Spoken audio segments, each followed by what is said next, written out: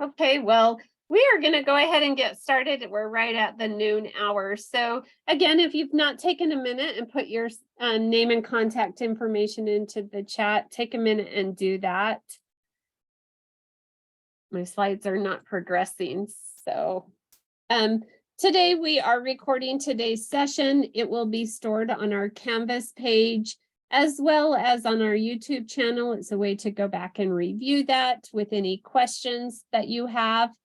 We've all been on Zoom for a while, but just to let us know who's on the call and where we're from. If you'll take a minute and rename your profile, you can do that by hitting those 3 dots in the top upper right-hand corner.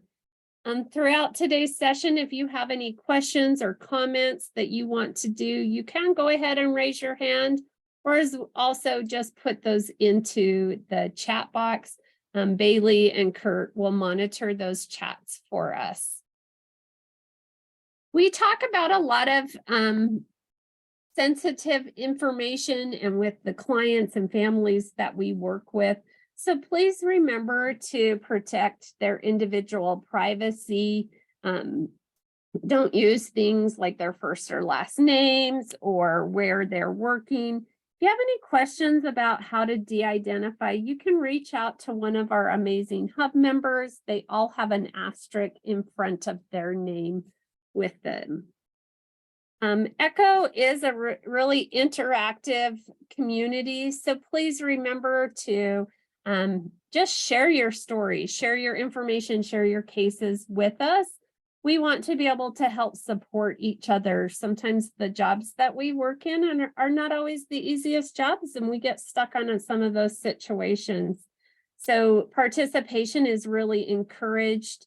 If you've never done a case narrative or a case discussion, please consider doing that. You get such valuable information and resources from all of you on the call who are out there doing that. It helps us learn more from what's going on out there. The key components of an ECHO session are, of course, building that professional network. So knowing that I can reach out to Pat Boyle if I have a question on something that she shared, or being able to reach out to Kurt Phillips. So it's really increasing that professional network, as well as we will always have a didactic speaker.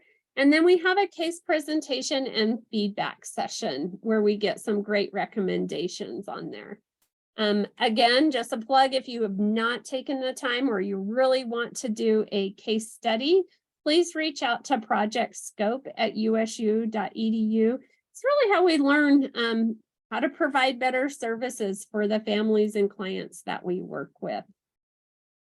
In order to get a credit for attendance, we do ask that you complete the survey. The survey will be dropped in periodically throughout our session today, as well as on a follow-up email.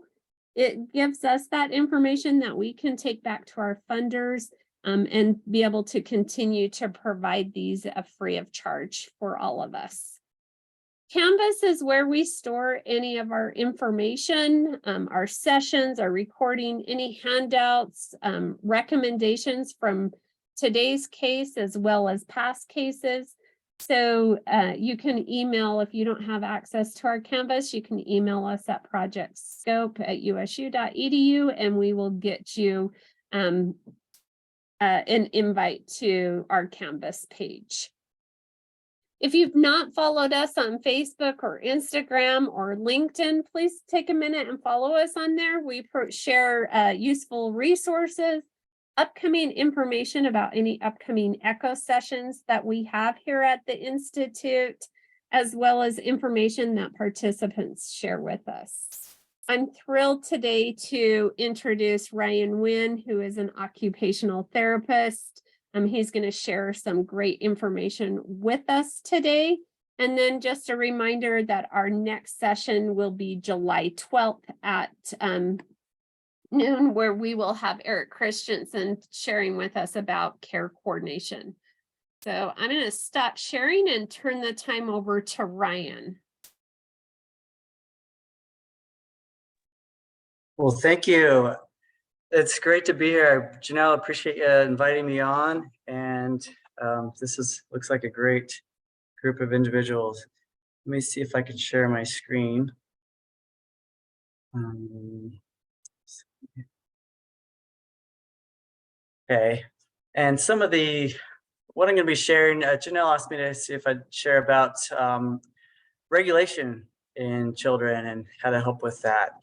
So I'm going to be taking some slides from an online course I'm creating called it's a sensory masterclass anyway, sensory processing masterclass. But we'll focus on regulation today. A little bit about me. I'm an occupational therapist. I've worked mainly with pediatrics for the last 22 years, specializing in sensory processing dysfunction, and I've worked in early intervention, school-based, clinic-based, so with all types of different diagnoses. Worked at the Autism Diagnostic Clinic at Utah State for several years, and that was a real privilege to be a part of that team. So I'm happy to be here. Let me get going here. Let's see if I can get this to work. Okay, oops. So 23 years ago, I want to tell you about a little bit of my story. My wife and I, we looked like 12, and we had our first baby at 12. No, we had our first child, and everything was going great in the hospital. She did get put on bed rest beforehand. She was low on amniotic fluid, but delivery was fine. It was a long delivery for my wife. I feel sorry for her. And they let us stay in the hospital, and they kind of took care of the baby a little bit while we slept. But when we brought him home, boy, did things change. I kind of wondered if we had the right kid, because he was the sweetest kid in the world in the hospital. When we brought him home, it was just screaming, crying. We could not get him to stop. And so we had this period of colic for almost constantly for like 3 months. And now we can understand just the mental stress, that might put someone under, a shaken baby syndrome situation. I had no concept of how that you could get to that point, but we tag team it and switch back and forth, and okay, your turn. And I was in school at the time, going to occupational therapy school, so I know a few things to help with, but not a whole lot. So over the years, over that next year, he was just a very active kid. And looking at him compared to our friends' kids, it was like, okay, one of these things is not like the other. And this is trying to tempt him to get into a high chair to feed him. And this was pretty much every time, screaming, crying. We realized like just changing his diaper was really difficult. It was a fight. We had to take, there was like it took like two adults to like hold him down to get this diaper changed. So it seemed like everything he was sensitive to, and very active as well. So some of the questions we asked, like, it's like, it's not supposed to be like this. This is not how I envisioned it as a parent. And some of the other questions were like, why can't he just be like our friends' kids? This is him at about 12 to 14 months. He was just a climber. This is inside our closet in our apartment when I was doing my professional internships, and you had to be right on top of him. He would just be the fastest crawl in the world, and he'd be climbing the walls if we'd let him. And so we got to the point where it was just so much, and we wondered what is wrong. Can't he just be calm for like 5 seconds? This is him crawling on the left, and that intensity in his eyes, if you can see that, is very much the way he is even now. Like he says, "Oh, I still feel that intense right now." This is like feeding during the feeding. You saw the pre-feed. This is like in the middle, and he's pretty triumphant right there. So I wanted to share a little bit about that with you. So for a lot of the parents that we interact with, they're going through similar things. And one of the biggest questions is, why is my child acting this way? Now, if they've been exposed to substances or some other developmental challenges or insults, we may have some explanation. We may not know. This could be comorbid, but that is the question that a lot of people are asking. Why is my child acting this way? And we went to get him diagnosed at around 4, and myself being a therapist at the time, I had my DSM, and I was like, he's got a little of this, little of this, little of this, and and I told the psychiatrist that, and some of the people working, and the psychiatrist at the when he gave us our wrap up at the end to kind of give us the diagnosis, he says, "Yeah, Ryan, you're right. He's got a little ADHD, a little of autism, a little of this, a little of anxiety." But he didn't qualify at the time from their evaluation for any of these things. But something he said was very profound to me. He said, because we said, "What do we do? No one's helping us. We can't get help without a diagnosis." So I was a little frustrated, but he says, he just told me, "You love him and protect him." And so that really was beautiful. And I start off with this because one way we can teach parents to love and protect their children is to help them with regulation. Because he was obviously not regulated. He couldn't get himself to sleep. He couldn't focus. He couldn't do some of the normal things that kids his age were doing. So I want to start off. So what is self-regulation? What is regulation? A man by the name of Stuart Shanker has written a book called Self-Reg and a few other books. He's out of Canada. He said self-regulation is the ability to manage your own energy states, emotions, behaviors, and attention in ways that are socially acceptable and help achieve positive goals by maintaining good relationships, learning, and maintaining well-being. So our goal, really, all of us as human beings, should be to regulate and to self-regulate, and we'll have more chance of success when we are regulated. And a lot of the kids that we are interacting with, and we serve, the families we serve, struggle with regulation. So some of my in the course I'm creating, some of my goals are to prevent meltdowns, make day-to-day life easier, help their child feel safe, improve their focus, and give hope for the future. So I want to share 5 keys today to help with success in that. And I start with, whenever we're talking about regulation, it really starts with ourselves as a parent, if you're a provider. Some of these kids can get tough if they're coming to our offices. We've really got to keep ourselves regulated first. And we can use all the same or similar methods that I'll share for the parents to help their children regulate. So that is number 1. I'd say number 2 is to reframe the behavior. So I like to look at things like this. If you take your hand, go to your screen, cover up the bottom. If this is that where that question mark is, this is kind of our iceberg.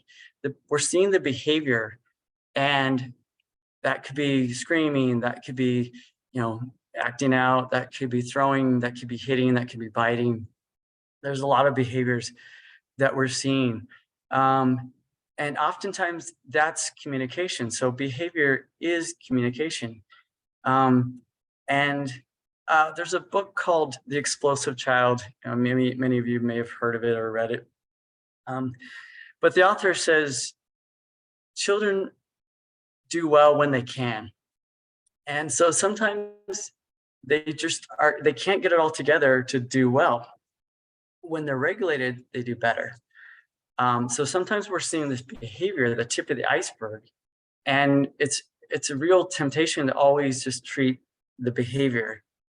And yet that may not actually get what is at the bottom of all of it. And so I like to have us approach the behavior with reframing that. Okay, yes, those are some things we're seeing, those are some symptoms, but what are some things that may be causing the behavior? And so one of Dr. Stuart Shanker's colleagues calls it using soft eyes, and really kind of looking at this more of an empathetic way. And, excuse me. And I want to just say this: if we look at our child differently, it changes a lot. So by seeing our child differently with love and understanding, we can change the energy and the intention of the relationship and situation. So we go from judgment to curiosity. We go from unmet expectations, such as I had as a parent. I mean, I was so frustrated because I was imagining playing soccer with my kid. I was imagining doing all these things with my kid, and we couldn't get past getting his socks on. So these unmet expectations to a problem-solving attitude, from a controlling approach to an understanding and collaborative approach. And even with young children, there's still this collaborative process.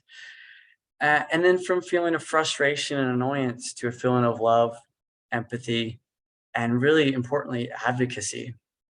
So that can be really hard, but very important. The more I've been a therapist and worked with families and even had 2 kids of my own with difficulties, that this is where I'm my best self as a dad. I'm at my best self as a therapist when I'm in this space. And so this is a real shift, I think, for a lot of people, and can be really productive. So the second key is to help the child regulate. I'm sorry, the third key is to help the child regulate. And so I want to talk about some things that we can do for that. I've created something called the regulation umbrella. And there are different spokes. And if you've ever used an umbrella that one of the spokes is broken, it's kind of crazy. You definitely start getting wet. It puts pressure on the other spokes. And all the spokes are interrelated. We could also use the analogy of a wheel with spokes, and the wheel moves us forward. So if you look at this drawing, the regulation is symbolized as this umbrella to protect us and to help us be productive. And the elements can be representative of like all the stressors in life, right? So but each one of these spokes strengthens and adds to us being regulated. There are many more than this, and we could break these down into smaller categories, but I find that these are some pretty general categories that we can focus on. So hunger, thirst, for instance, and mind you, they all are interrelated as well. So think of yourself the last time you didn't get a good night's sleep and you had to work, or you had a big presentation, or you had something very important to do the next day. How did you do? Let's look at, okay, if we took out one of the spokes, say sleep and wake, and then we look at the adjacent spoke, so social emotional. I know personally, when I don't get good sleep, that, man, I am short with my kids. I can't focus as well, so my mental state is not as good. Things I may not process sensory information as well, so things might seem louder or more irritating to me. Does this make sense?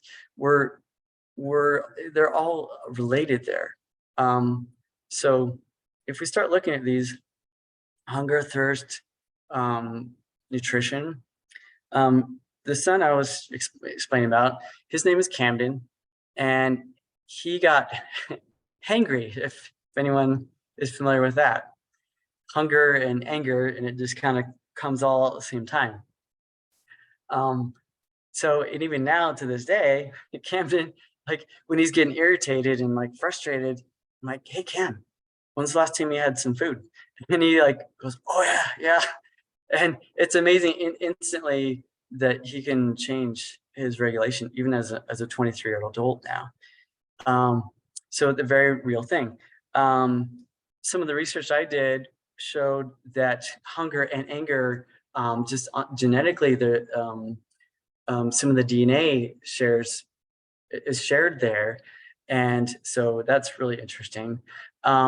Nutrition and micronutrition, a lot of the kids we see aren't getting great amounts of um, real nutrition and micronutrition. So there could be missing, they could be missing some nutrients there that are key for our brain and mental and emotional capacity. So even just being hydrated, there's studies that show the importance of being focused and improving mood and regulation.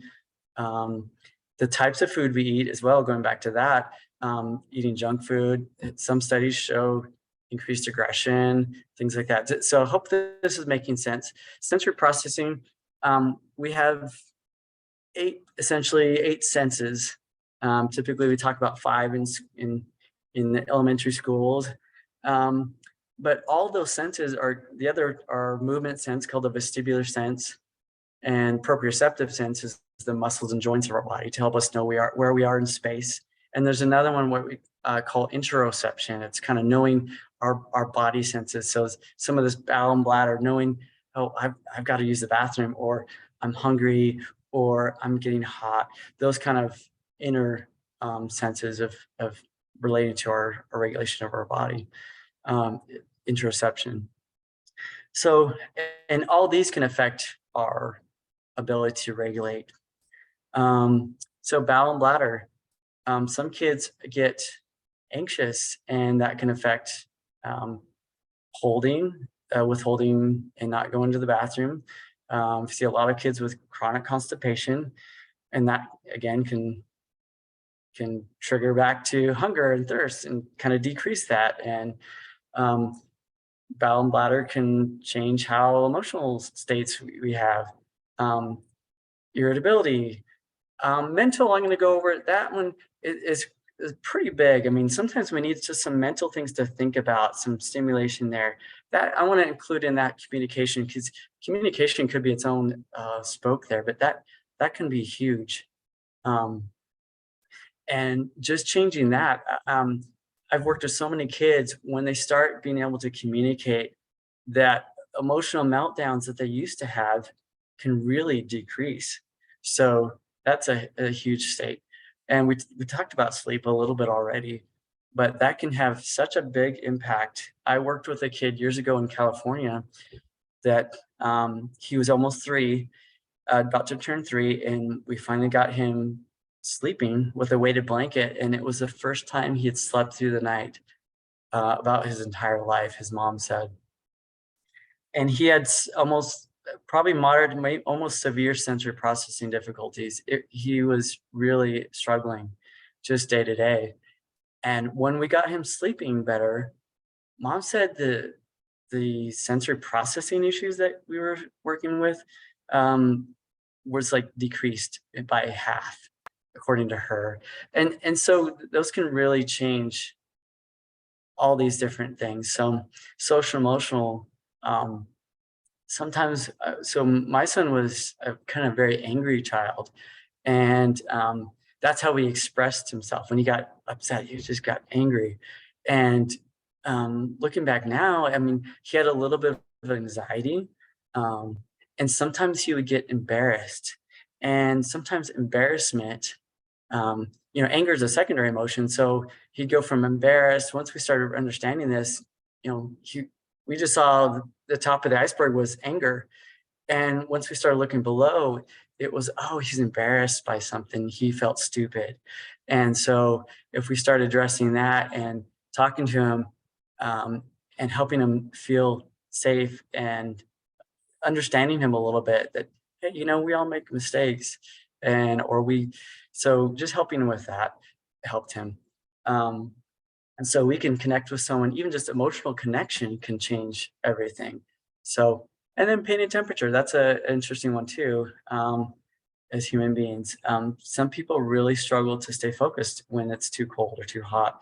I remember being in my car with my wife and driving along on a road trip. The sun's on her side and it's blazing hot, you know, on that side of the window. And she just started getting really irritable and kind of witchy. And I was like, "Hey, what's going on?" And she's like, and then I'm like, are you warm? And then she's like, "Oh yeah." And I was like, "Let's turn on the air conditioning." And that just changing the temperature in the vehicle for her just made her feel, you know, so much more comfortable and less irritable. So this regulation umbrella, both are things to look out for to help with regulation, um, and ways we can address and improve regulation. Um, so let's go to the next slide. Um, one another way to help them regulate is really to start, if they're old enough, to start doing some self-awareness. Many of you are aware of mindfulness and how much research out there is right now in mindfulness, but um, being self-aware can make a huge difference. I worked with this. I talked with a psychologist recently, and she was saying that one of the studies she was reading was that just being aware of your emotions and then being able to state one of your emotions can decrease that difficulty with regulation by 50 up to 50%. And so I like to work with parents and start out by looking at awareness. Now, if they're too young, the parents can help do this for themselves, look at their own state of alertness. So alertness might be high, might be they're frustrated, they're angry, they're stressed, um, those kind of things. Just right would be focused, productive, engaged, feeling generally content and happy. Low alertness state would be tired, bored, maybe feeling sick or not too well, maybe even just distracted. And then at the very top and bottom, you got 10 is like out of control. That could be screaming, hitting, being violent, being just completely shutting down. And then 0 is sleeping. So I like to look at this and teach parents to rate themselves and teach kids to rate themselves if they're old enough. And it's amazing. Sometimes even kids as young as 3 or 4, sometimes if they're understanding this, and they're already regulated, they can like start to identify if they're when they're the younger they are. I like to use this analogy and say, hey, sometimes we're like a car engine and sometimes we're like the race car. We're just really fast. And sometimes we're like the school bus and we're doing right. We're just doing just right. And other times we're feeling a little slow like that tractor. So I use that to help teach that. And some kids really relate to that.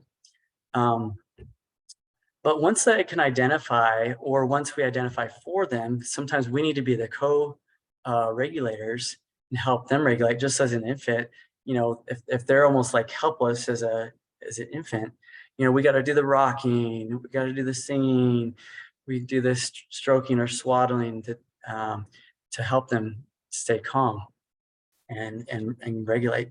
So that's like a co-regulator. And oftentimes we need to do that with children to help them because they're not able to regulate themselves.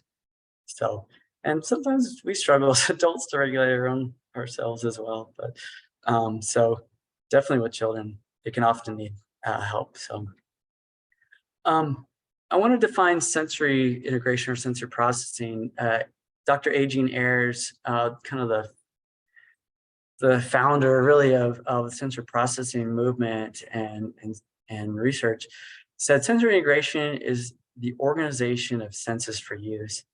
And one thing we could do, and going back to our regulation umbrella, if we looked at sensory processing, once we've identified our alertness state, we can actually do some things to help us regulate. So I'm going to go back to this slide here. Now, when we're too low, we need some sensory. We can try to wake ourselves up a little bit. We can try to help our kids wake up a little bit. When we're about a 7 on that slide, just at the beginning of high, they might be able to like understand, and you need to calm down. But generally, once we get up into the higher ranges, we kind of go in the state of fight or flight, and the cortex of the thinking part of the brain tends to shut down, and the other part of the brain that is really helping us um, to stay alive, like blood flows to the extremities. We tend to get more movement in our bodies. And it's really hard to like regulate just by thinking about regulating. And so a lot of times we need something in our bodies, what I call a bottom up approach. So a top down approach would be like, hey, calm down, and telling yourself to calm down, and you're thinking about it, and that's helping you calm down. That's the top part of the brain telling the lower part of the brain to calm down. Oftentimes we're getting too high. We actually need to use a bottom up approach and using sensory input from the body to help us regulate and calm down. And so that's why I wanted to talk about sensory processing and sensory integration a little bit. Like it said, we talked about, I don't know if you could read this, it's a little bit small, but we can use about 6 different, I combined a couple of them, 7 senses together to help us with regulation. And this can be really, really effective. So listening, let's just take a few there. And who out there has used music to help calm them when they're stressed? I definitely have. And it's amazing how it can regulate. I was doing the dishes the other day and just really feeling really tired. So my alertness state or my engine state was low. And my wife put on some real pump up music, and I was like, oh, okay. And I didn't even think about it, but I started feeling more energy, and it helped me get through all those, doing all the dishes. I've got a big family, by the way, so there are a lot of dishes. So listening can really help us, and even just calming us down, putting on some calming music, or doing something called the ISO principle, which is even can sometimes be more effective, which is matching the alertness state of the individual. So if they're high, put on some intense music, and then the next song, or listen for a minute, and then make it less intense. And the individual tends to match that music and kind of hold on to that music. And so by the time we're done, we use this as a family in our routine getting ready for bed in the past, where by the end, where we want them to in bed, it's a real soft, calming music, and then they can get to sleep. But movement is a really powerful tool, especially using our muscles and joints of our body. Impact on those can help us stay regulated. Research shows that using those muscles, any of the heavy work type of activities, climbing, so I've got climbing, dancing, yard work, running, kinesthetic video games, sports, swinging, riding a bike, all those things can help us regulate. Definitely, there's a ton of research out there about stress and exercise. And the author of ADHD 2.0, a book written by, and I can't remember the author's name off the top of my head, but he has a whole book on this. And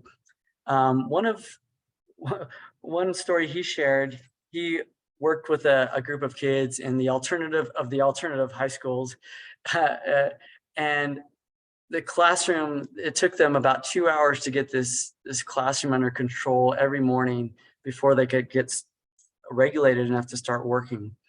And they did this research project, and they got this exercise equipment donated to them. And they got them on this exercise program right at the beginning of the day. And so for the first 15 minutes of the day, all the kids got on these exercise equipment. And after they were done, they got straight to their work. It was just miraculous for these kids and for the teacher. But there's a ton of research to show that how impactful movement can be. Let's go to C, or looking. Dimming the lights can be really interesting to calm, or using brighter lights can wake us up. So there's a lot of different things, and we can all benefit from these things to help us regulate as individuals. Smell can be really effective, or kind of even triggering for some people, depending on that. Putting something in your mouth. It's interesting to me, for educators, the time when it's time for state testing, um, they allow a lot of things they don't allow during the school year, such as chewing gum, sipping on straws, drinks, using fidget toys, things like that. Um, and I'm like, well, why did they do that? And the reason is because it's effective in helping them focus. And so, which to me a little begs the question, why, if we want them to learn the stuff, could we use it when they need to learn and focus on the learning part, not just the testing part? But that's a side note. But it can be effective. So chewing gum, if you're a little bit low, it can raise your alertness state up. If you're stressed or dealing with some stress, it can bring you down. And then touch. If we think of light touch as like a mosquito or a spider, and you want to get that off, that sends you into that fight or flight. That for some people that can be calming, but most of us, it's kind of alerting and like, hey, let's get this off me. Every individual is different, so we really need to check for each person. But as a general rule, deep pressure, think of a hug, and you can even give yourself a hug right now. That can be calming and relaxing for most individuals. Some people don't like that, but I'd say generally. And a study I was involved in doing when I was an intern, we measured galvanic skin response. So for looking at stress levels, and kids we kind of measured their stress response, and then we used deep pressure and we measured that. And it was interesting, the ones that were higher, once we gave them the deep pressure, it decreased that galvanic skin response, which denotes that they're a little bit more calm and organized. Or if the ones that were really low, it kind of brought them up a little bit. So those can all be helpful. So,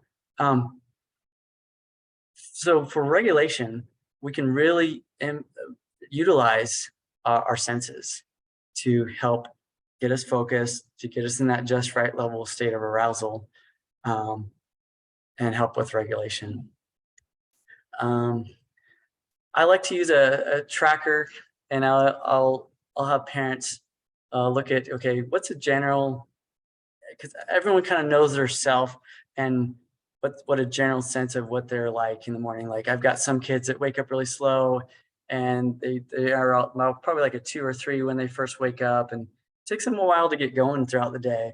But I've got other kids that they're like, ding, they're up, and they're probably like a 6 or 7, and they're just plowing through the day already. But that kind of shifts throughout the day. And so I like to look at this and say, okay, where are the times we might need to use one of these sensory interventions to help us regulate? And it's not like these are magic things that are going to like totally eliminate any behaviors or meltdowns or things like that, but it can drastically reduce. So, if we have a spike, maybe instead of that spike, we did a sensory intervention here, it rounds that off. So yeah, they still want their toy and their brother took it from them. That's not going to prevent that from happening. But because they're more well regulated, they're not going to, maybe it's only like a 3-minute like protest and meltdown versus like a 30-minute where it was before, if that makes sense.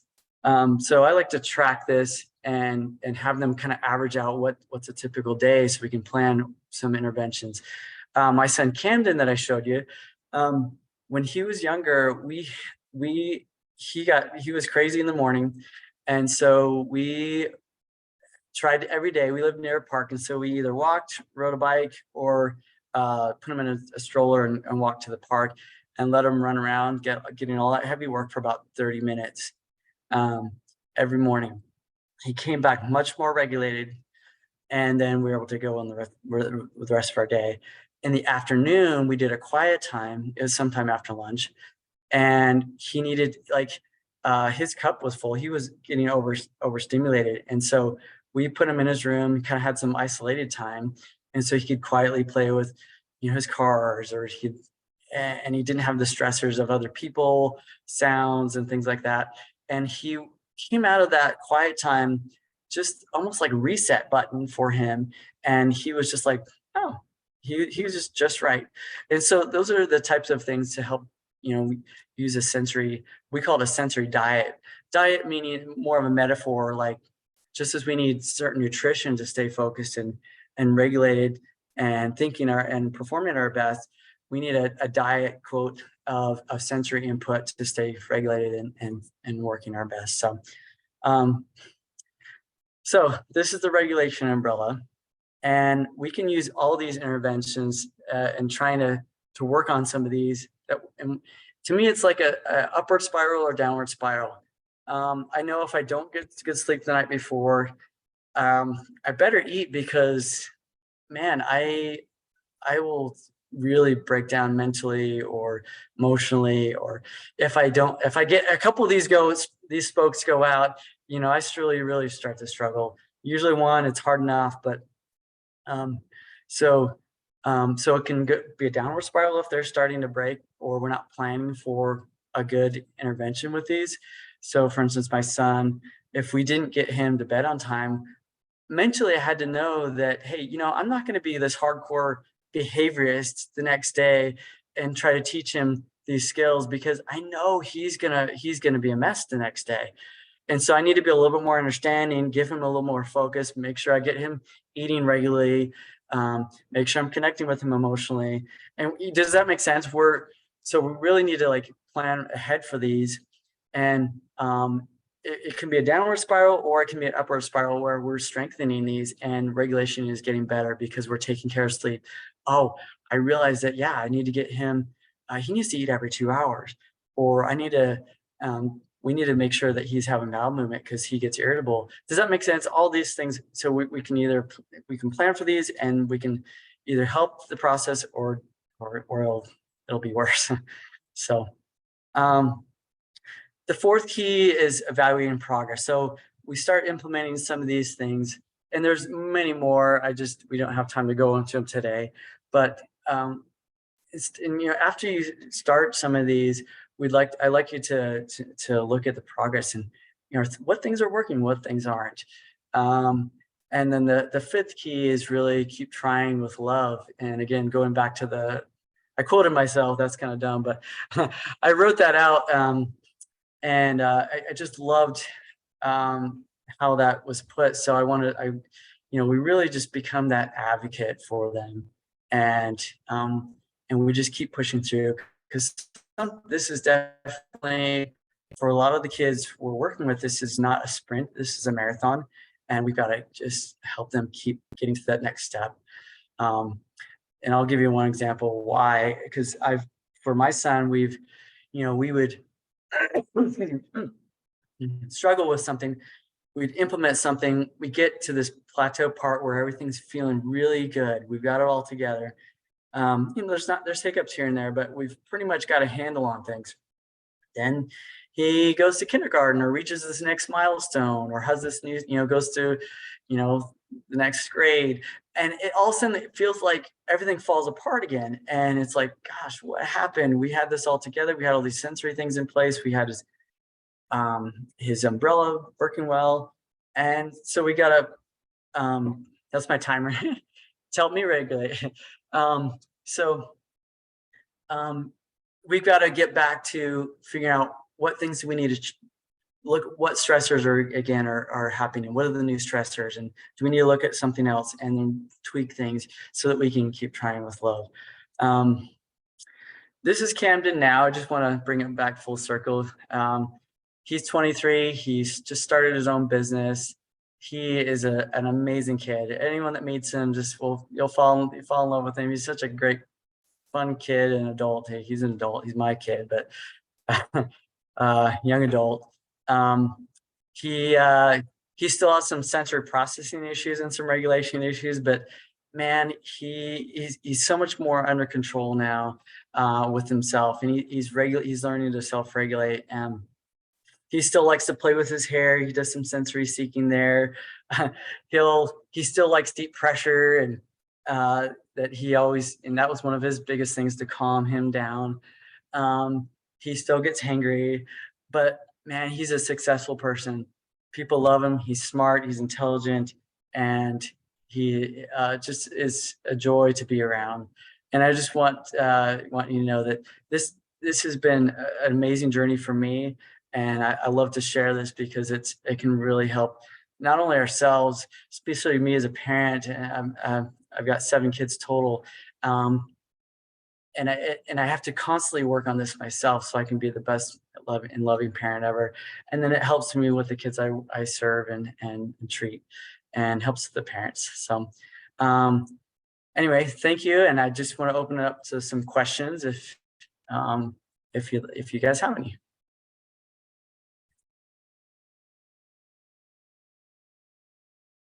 So you guys can either come on mute or put them in the chat. And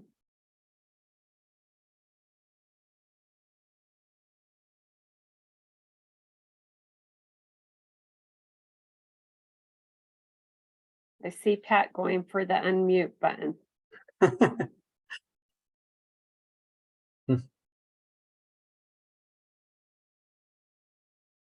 Actually, I was going to put something in the chat.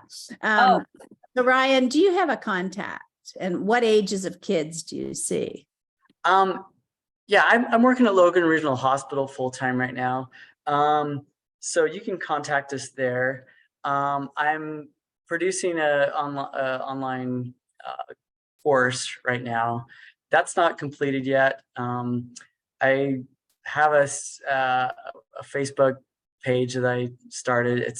Unfortunately, sometimes it's hard to find, but you can look me up at Ryan Winn on Facebook if you can't find it. But Sensory Coach is my Facebook page. There are other sensory coaches as well, so that I don't know if that's why.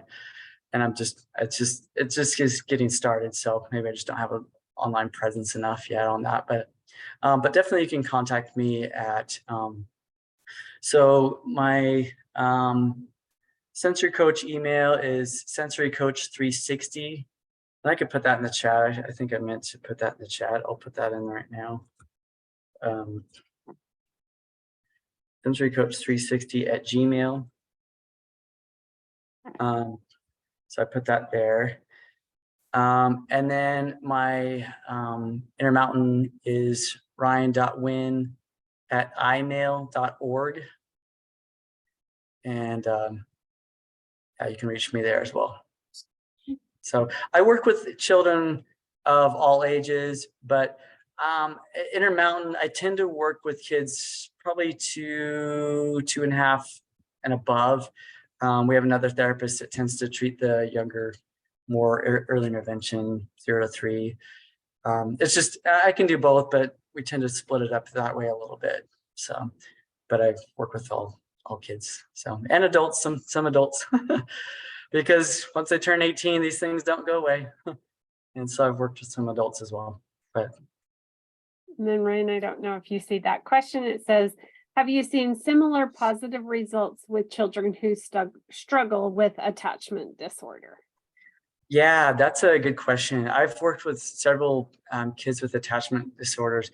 In fact, when I was a new therapist and I worked with kids with reactive attachment or other difficulties, I was like, man, this looks exactly like sensory processing. And the more I study, there's a lot of overlap.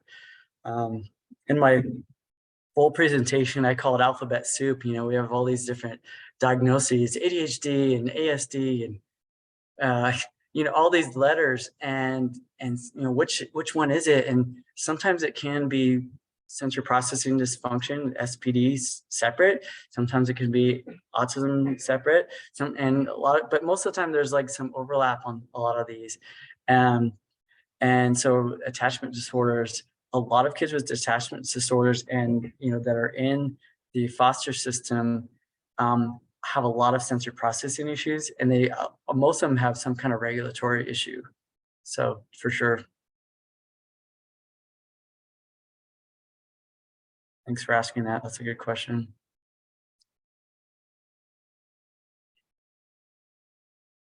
Other questions or comments for Ryan?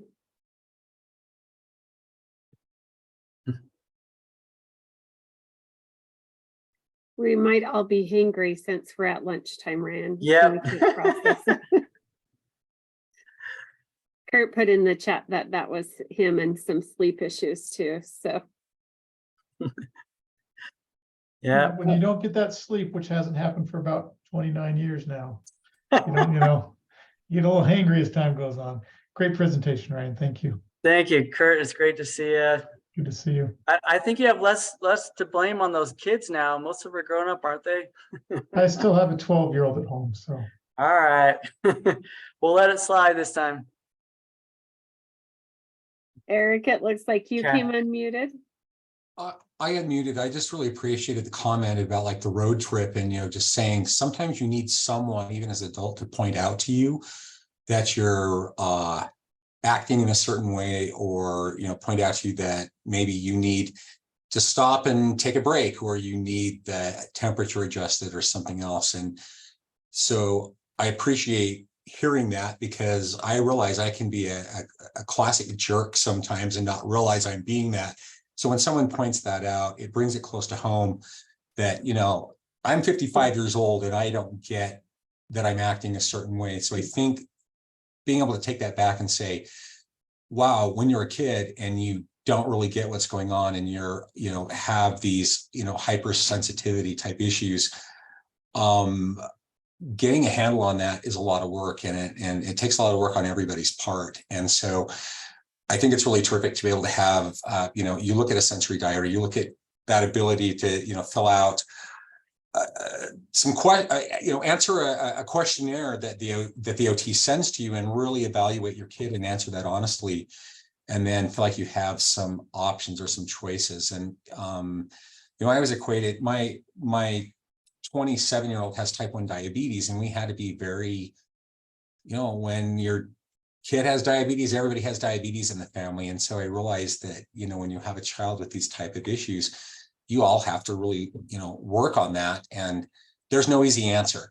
I think a lot of times our families are looking for some sort of magical pill or an easy answer. And it's a lot of work, but there are ways to do it. So I just really appreciate that we have professionals out there that can offer some solutions to families, and working together and say, as we evaluate this together, as we're honest about, it's no indictment if you answer some of these questions on your kid that he responds or she responds a certain way. Ultimately, we want to help you be able to help cope with your child, and help them self-regulate, and help them regulate. So I just want to say, I just really appreciated the conversation today. I appreciated bringing, that coming to, we all need to be able to do that as well.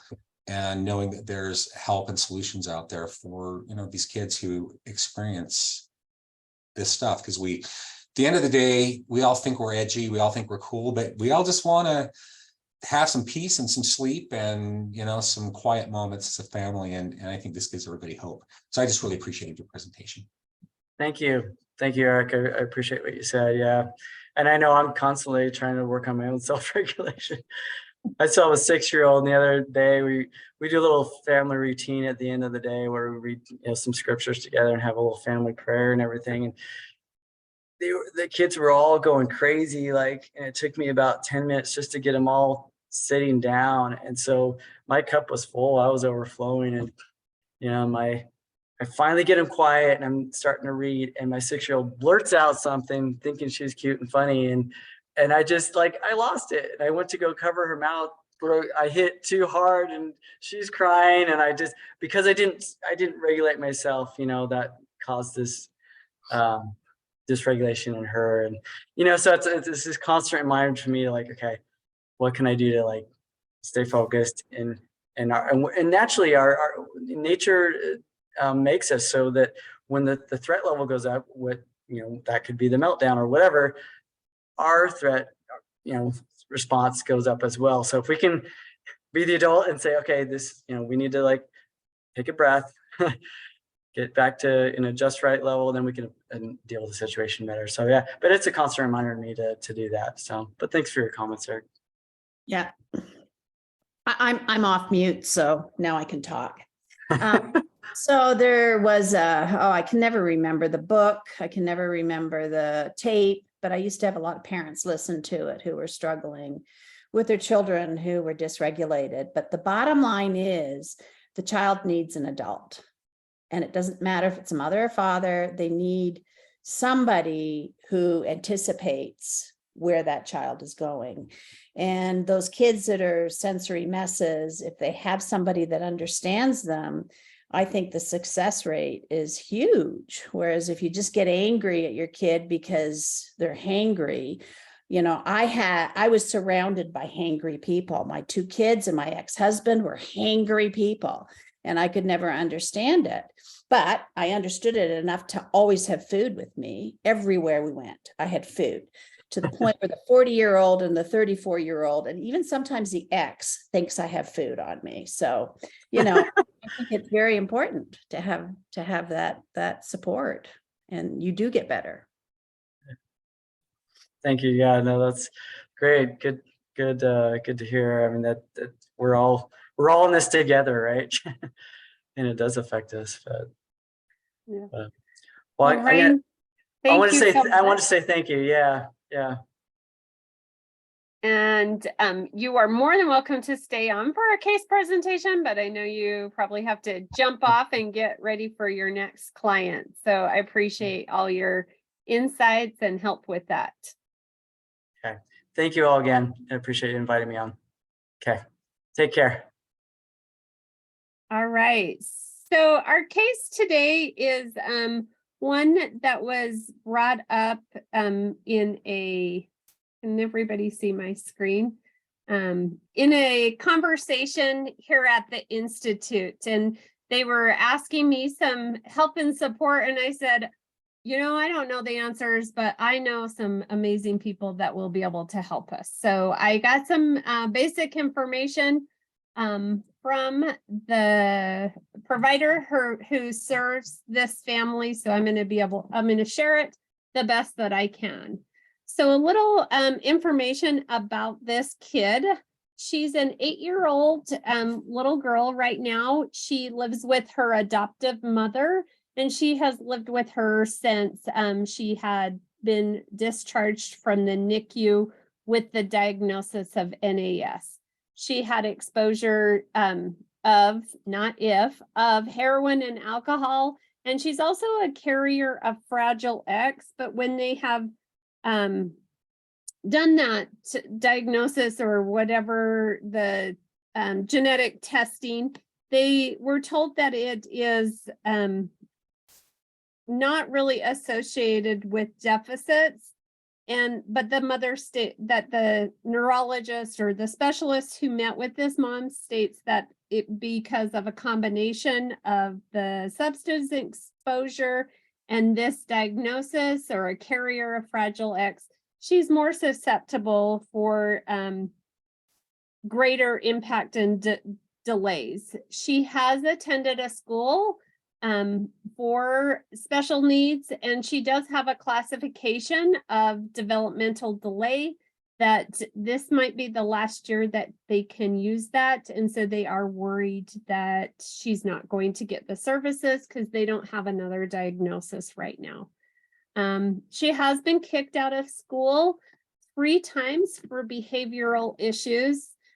Last year, she was diagnosed with PANDAS, which is the pediatric autoimmune neuropsychiatric disorder.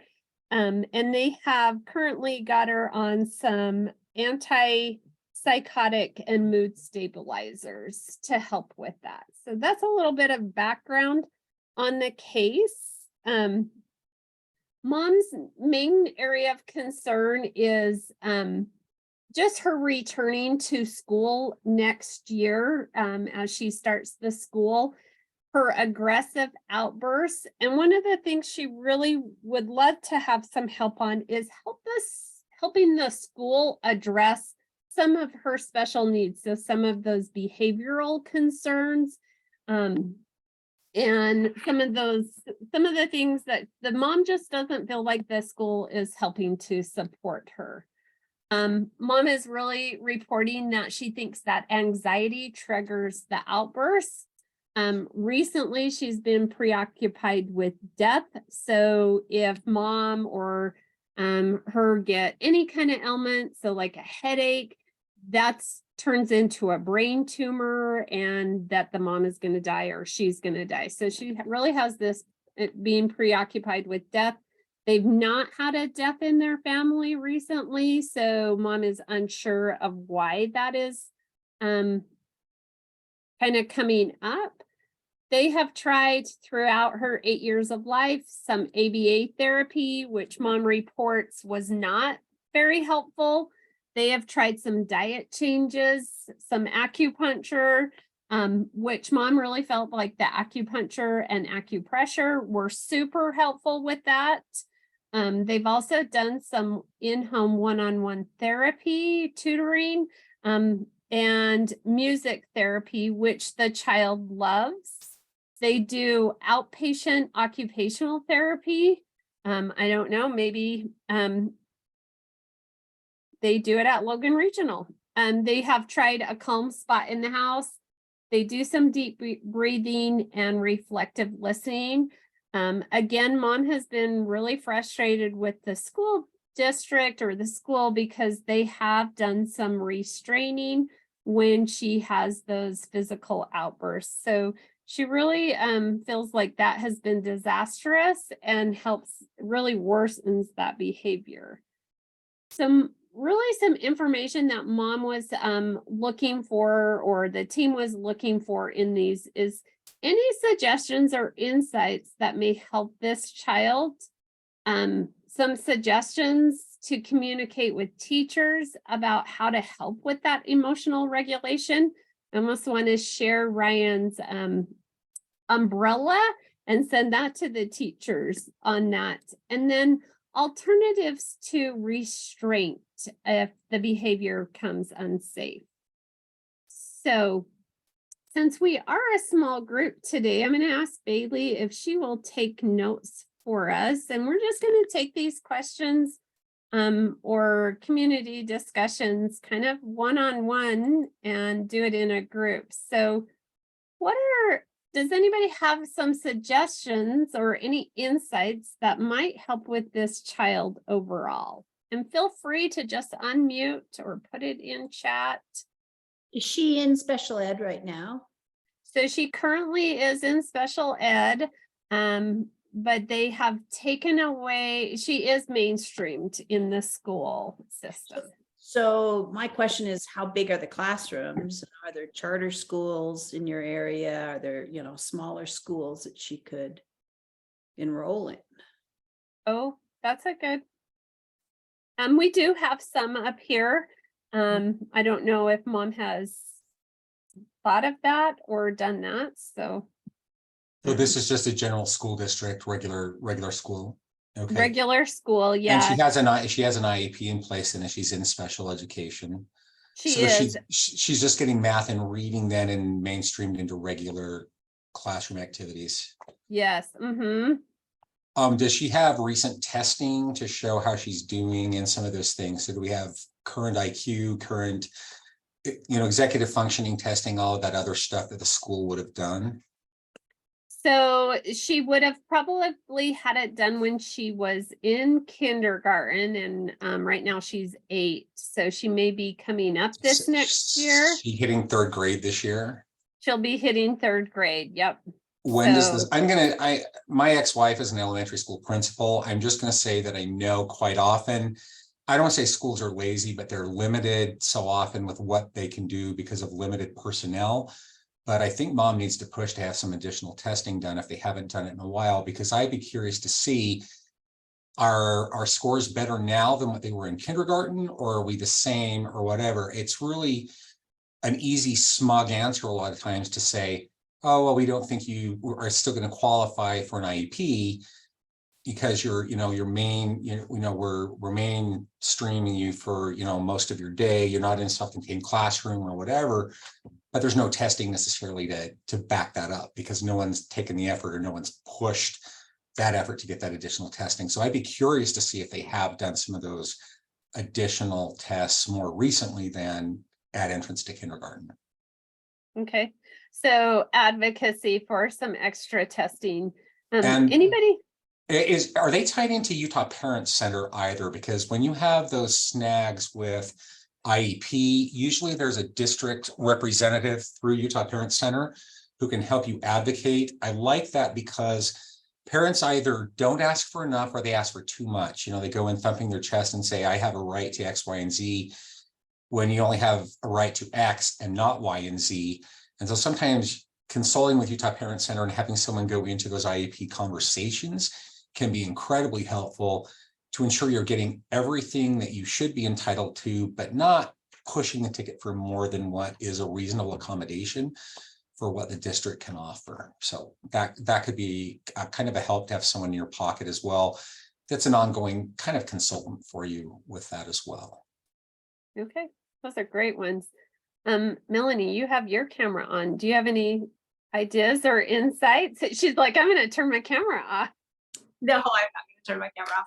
You know what? I appreciate the presentation. I just felt like it was so helpful, and I love the umbrella.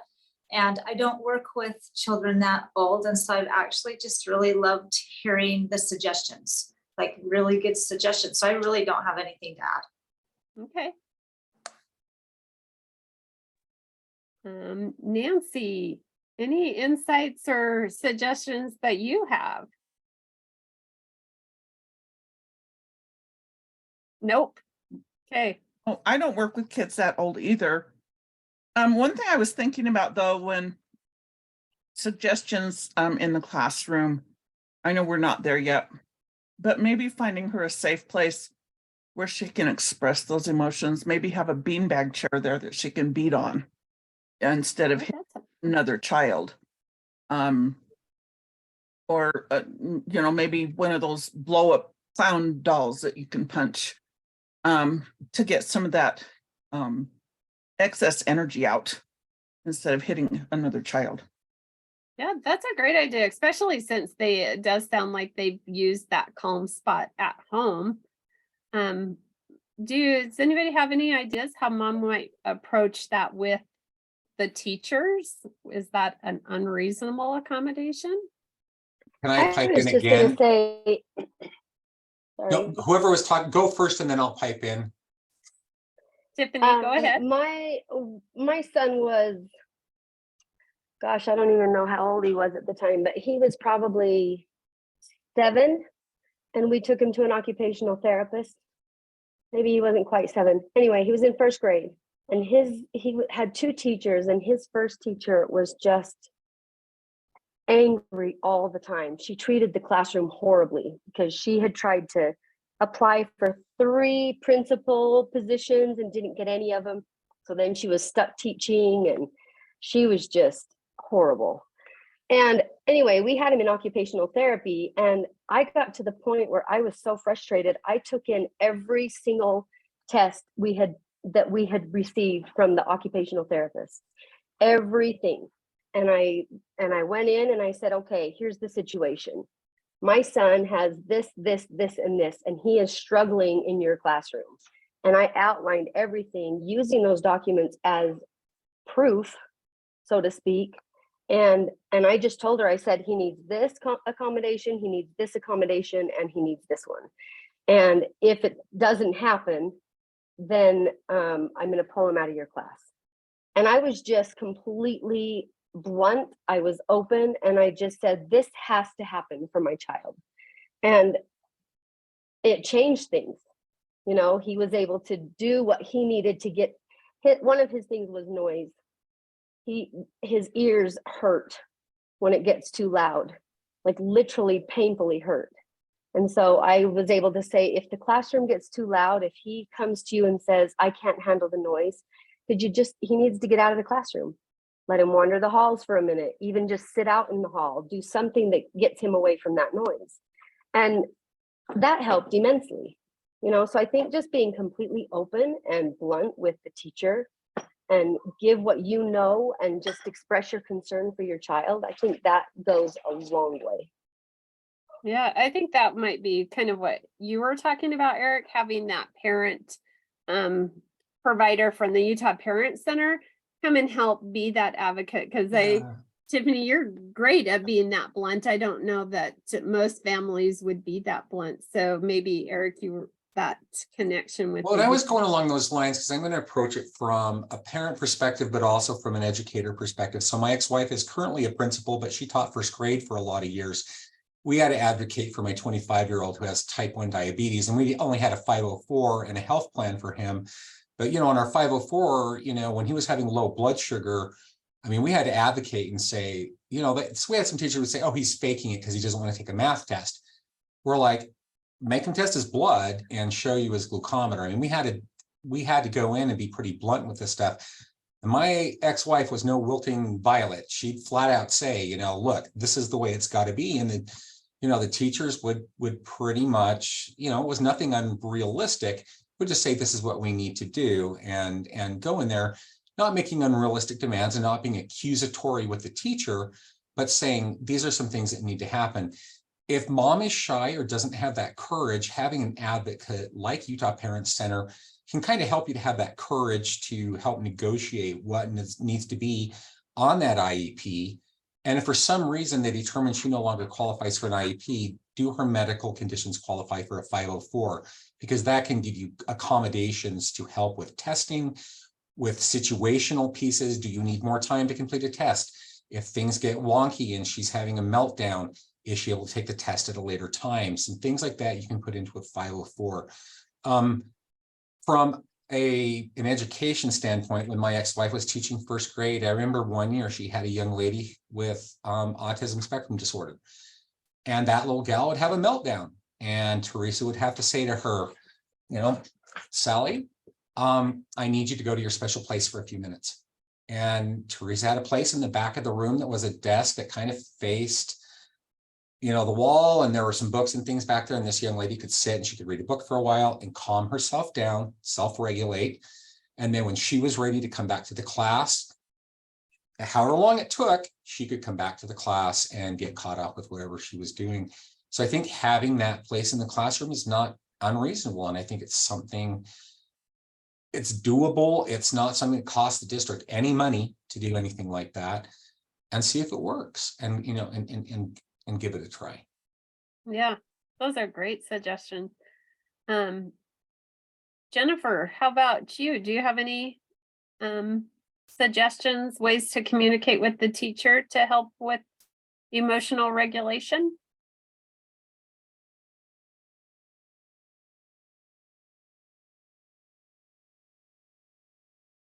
Nancy, you have your hand up. Yeah, I have a grandson that's mildly on the spectrum. He would have been considered Asperger's. And as he's now in high school, he'll be a junior next year. But I know all the way through middle school, middle school, he did mostly online because of the shutdown. But when he was in elementary, he does have an IEP, and it was going until he hit 4th grade. And the 4th grade teachers don't look at those because they have so many activities out of the classroom. They do a lot of field trips, and it's when they're focused on Utah studies. And so the 4th grade teachers didn't even look at the IEP. But when he did have it in place, the teachers were fine to have a little spot for him. Mom could bring in like a couple of stuffed animals that he could sit and hug and regulate himself, get himself calmed down. He has a problem with focusing in a classroom setting. And even in high school, he doesn't do very well in a classroom. But if he did great when he was doing it over Zoom, doing school over Zoom. He did great. For him, it was wonderful, but he doesn't do as well in a classroom setting. But if he had that spot that he could just go and sit and maybe hug that stuffed animal for a few minutes, get himself regulated again, and then he could focus again in class. And his is the same situation of, if it gets too noisy, he can't focus on what he's supposed to do. Yeah. Might be part of her problem also, is if it's too noisy, she can't focus on what she's supposed to do. And she might need some place to just calm herself down for a few minutes and regain that focus so that she can sit down and do her work. Yeah, I really like that idea. Lisa, do you have any other ideas or suggestions? I don't. I think these have been great ideas. I second advocating for the Utah Parent Center for sure. I think that's an amazing resource that parents may not access as often as they should be. So definitely second that suggestion. But I think all of these, everything that everyone said has been great, and I don't have anything additional to add. Thank you. Yeah. Becky, any ideas from you? Yeah, I was just putting in there in the chat wellness rooms.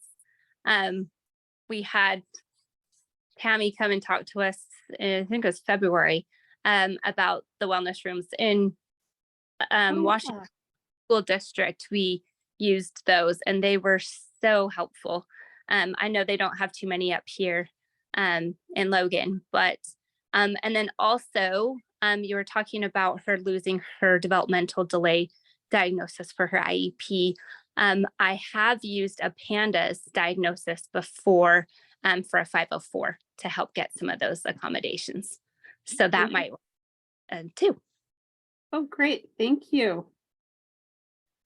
And I think that one of the things you guys are all kind of talking about is using that break, and that might be an alternative to that restraint. Is there any other alternatives that mom could talk to with the school district if that be like her behavior becomes unsafe versus a restraint?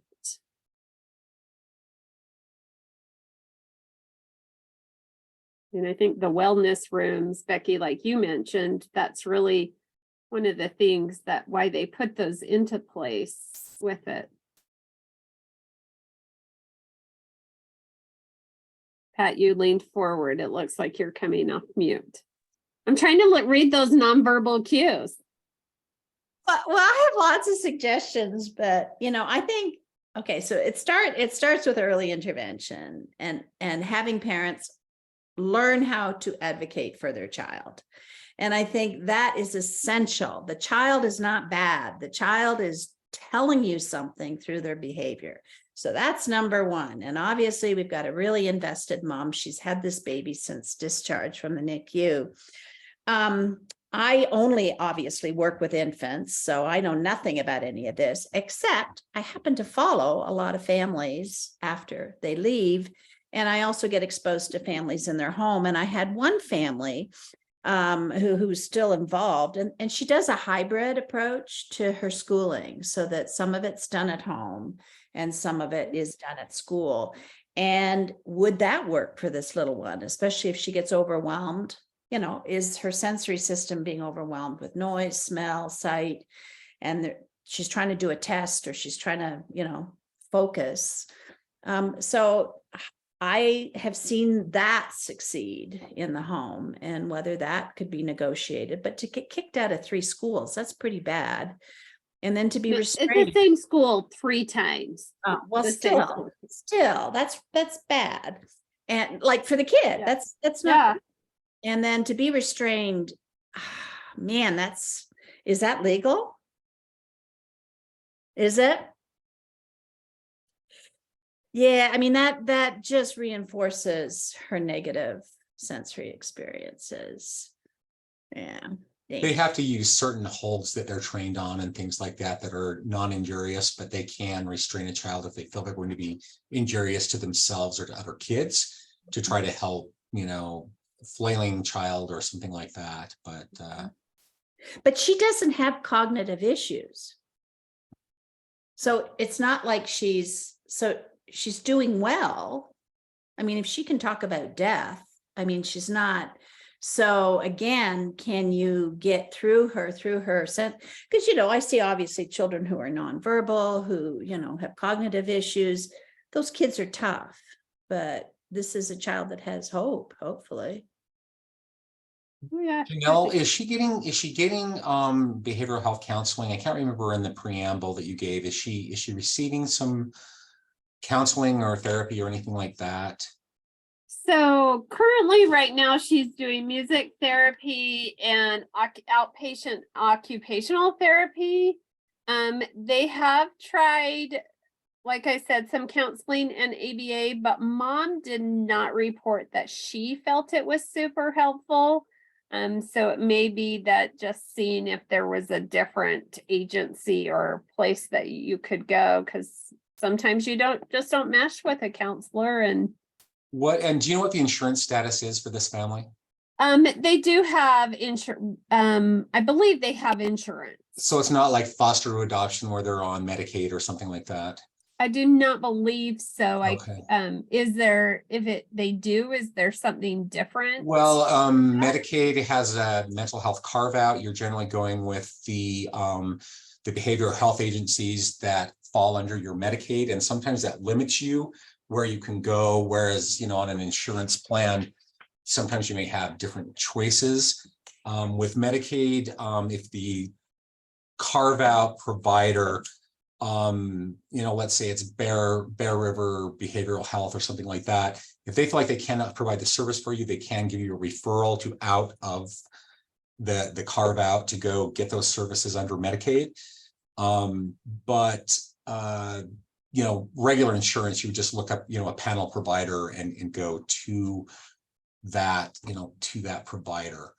And receive services, and I'm smugly saying that because we all know there's a dearth of behavioral health providers in the community, and finding someone who can actually, focus on a child who has, neonatal abstinence syndrome and Fragile X and some of these other parts and pieces there, could be a bit of a challenge. But I would also say that if you can shop around a little bit and find someone who can help provide some of that service, because I do worry about an 8-year-old focusing on death because, is that the precursor to some suicidality and some things like that? That concerns me. And we know we have 9 and 10-year-olds who are taking their own lives. I'm concerned about that. So I'd like to say, getting on the front end of that and trying to get that discussion happening would be a concern of mine as well. And you're certainly not going to get that through ABA. So, getting some counseling in there, I think might be a good thing. And you're not going to get that probably to the level you need with any type of school counseling that you have when they're, limited to, 15 minutes once a month with a kid. So kind of what I've explored along those lines, I think is a good recommendation. I'm also going to say too, I'll talk about this next month when we talk about resources, whatever, but I have really terrific care coordinators that work in Northern Utah, Tony Estrada and Heather Carlson. And if this mom feels like she needs some help connecting or tossing around ideas or looking at other things or connecting with Utah Parent Center or any of that stuff, I'd be really happy to have this mom connect with our care coordination folks and, see if we can't get them connected with some support services or specialists kind of up in the area. Sometimes talking it through with some of those folks and saying, okay, what's the elephants in the room? What's our first chunk we want to bite off and see what is going to yield you the most bang for the buck? So be really happy to connect them there. If that, feel like you'd like that, we would certainly be happy to, send me an email and I'll pass that on to my team with contact. Perfect. Well, I will reach that out. Thank you all for that is the amazing thing about these case presentations. I mean, Melanie, you said, well, I don't have a lot of information. Well, you shared some, and same with Nancy. So it's always just that brainstorming. So just another plug again for doing, if you have a case that you want to share, you just get such valuable information that then you can take back. And our bottom line is we always just want to help families, right? So this was I had great. one more suggestion. Yeah.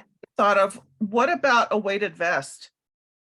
When she starts to get, Oh, great idea. or she gets really out of control, a weighted vest and maybe some deep pressure on her arms or her legs. That's Just a great idea. calm her. Yeah. And, I think that that book, I think Ryan talked about the explosive child. I was going to also share that with this mom too. I always forget about it until someone brings it up again. And so Perfect information. Well, thank you all. Can I say one more thing too? Sorry, Janelle. Yep. No, go right ahead. When she talked about weighted vests, I actually was thinking, oh, you know what they could try is essential oils. I'm not an advocate of essential oils cures all things. That's not at all what I think. But there are certain oils that just the scent helps to relax. Just the ability to just breathe it in, you know. And I don't know, I don't do other companies, but I know doTERRA sells kid oils that they come in certain, like a 5 set of them, that like Thinker or Calmer or whatever. But Wow. Okay. but also putting them in control of it. So giving them that set of oils and saying, whatever you're feeling, you can use these labels and you can put that on yourself. And that might give her a sense of control over what she's experiencing, and just then the smell of it, hopefully helping her to calm down a little bit. I don't know, just a thought. That's awesome. Yeah. Great. Well, these will all be, and Tiffany Anderson, you came unmuted. I was They just can- gonna add a comment there that the only way that they can get my son to sleep at daycare is using lavender oil. So I think that would be helpful, at least it could be. Yeah, good. And And then- they also have necklaces and bracelets that they can put the oil on so that they can like open the latch and smell it during the day. And so it's there constantly, so they don't have to have the bottle with them. Okay. See, another fabulous resource that, and Pat, now you guys have another one. Well, I don't, but I'd like to defend the sense of smell and taste. And they are the first sensations that develop in utero, and they carry us through life unless we get COVID or whatever.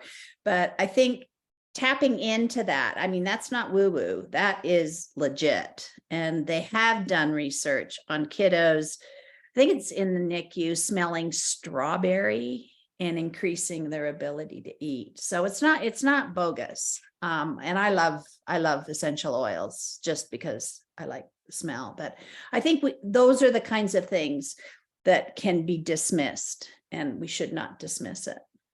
Well, and it's things that we don't always just immediately go to until someone brings it up. So I think that's a great one. And any ways to help with that emotional regulation and keep us in that just right kind of framework is helpful for all of us. Like Ryan was talking about, for all of us, it's helpful with it. So, well, I appreciate all of your guys' insights. We will write up. Bailey, I'm sure she did take notes. I'm sure she did. I know she took notes. I saw her taking notes. So we will have those recommendations on our Canvas page, as well as I'm excited to be able to share that with my other colleagues and the family, so that they'll be able to get some of that help. And then hopefully we will see you guys all next month. I'm looking forward to Eric's presentation on care coordination. Thank you all. Have a good afternoon. Thank you.